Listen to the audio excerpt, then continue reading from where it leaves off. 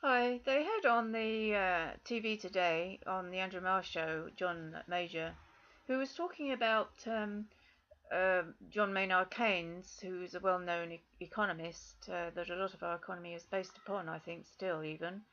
Um, and he said they were quoting that they were talking about another referendum because John Major said that it would only be a once-in-a-lifetime opportunity, the referendum, and there won't be another chance.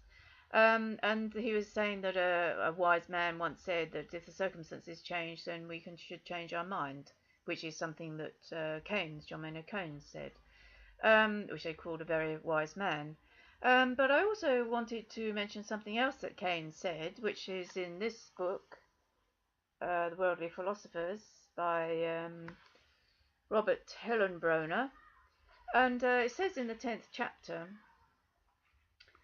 for what Keynes saw ahead, barring such catastrophes as an uncontrollable flood of population or a totally destructive war, was not a continuation of the current state of misery and doubts, which the society was, I think, in his lifetime, but a prospect so fair as to be almost unbelievable. Nothing less than Adam Smith's heralded land of universal plenty. Now, here we're talking about uncontrollable flood of population, which is the whole issue that we have as to why I believe a lot of Brexit votes occurred, because we see this uncontrollable flood of immigration, of a population growth by EU citizens, and that because of the EU laws, we can't control it. 500 million could come. 4 million have come already, and there's been, since we signed the Maastricht Treaty, a doubling of immigration every 10 years. So we've gone from 1 million to 2 million to 4 million, and it's going to be maybe in 2020 8 million. And if this doubling trend continues, and if we don't come out of the EU and control our immigration, by 2060 we could be 190 million, of which of the British people or the English people will be 45%. So we would have lost control of our land. Even perhaps we've already lost it, because we have got Birmingham that's only 45% English. London's only 45% English. Slough is 35% English. Leicester and Luton, I believe, are 45% English. So, it's not a case of being racist or similar. It's a case of the total loss of our land and of our culture. We've got France with similar problems, Sweden, Belgium, and Germany. The poorer nations of the EU don't really get better, but they just move to the richer nations, be it Germany, France, Britain. And then that puts pressure on our systems. But also Europe has a problem with the refugees, which aren't always refugees. I think about 80% of them, I've read somewhere, are not refugees, but they're economic migrants, or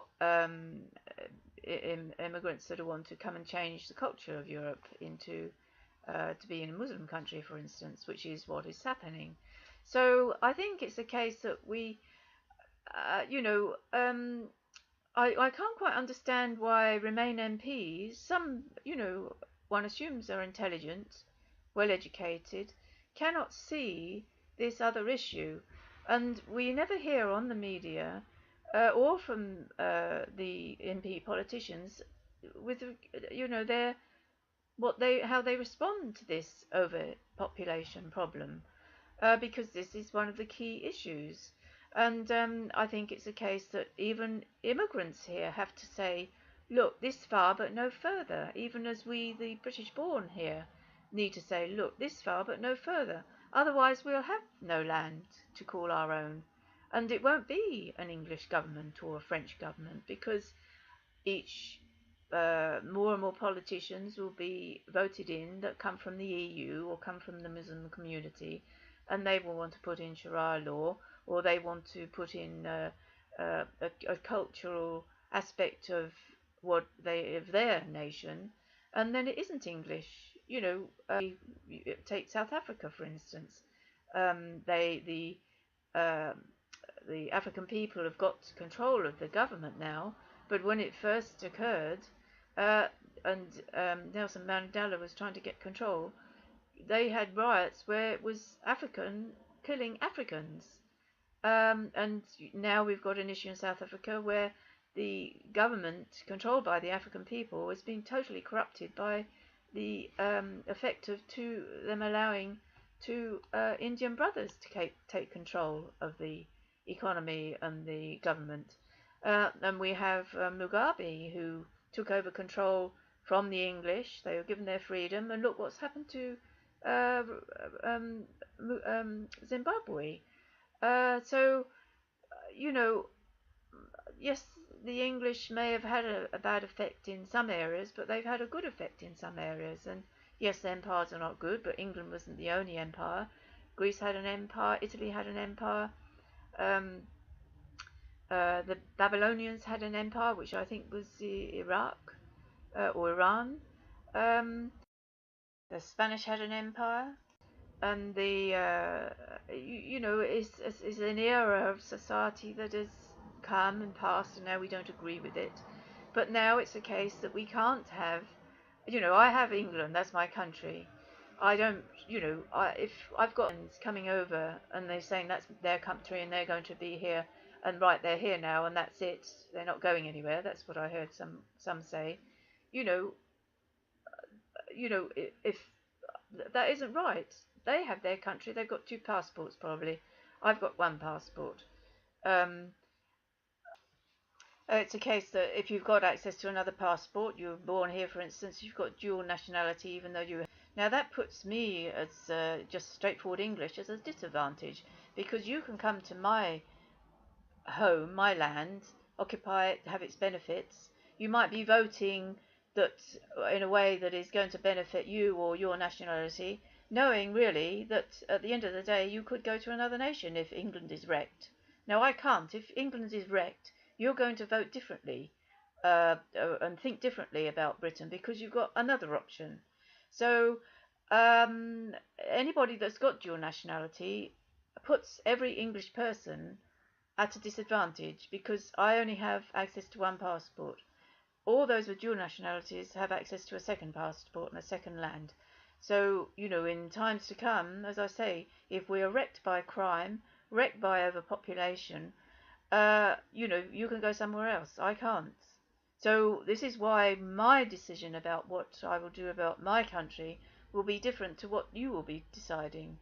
Now that we've become so overpopulated by that we're going to be only 45% inhabitants of our own land, I think we need to start thinking about what we need to do about this in order to ensure that the English do not lose their land nor the governmental power over their land.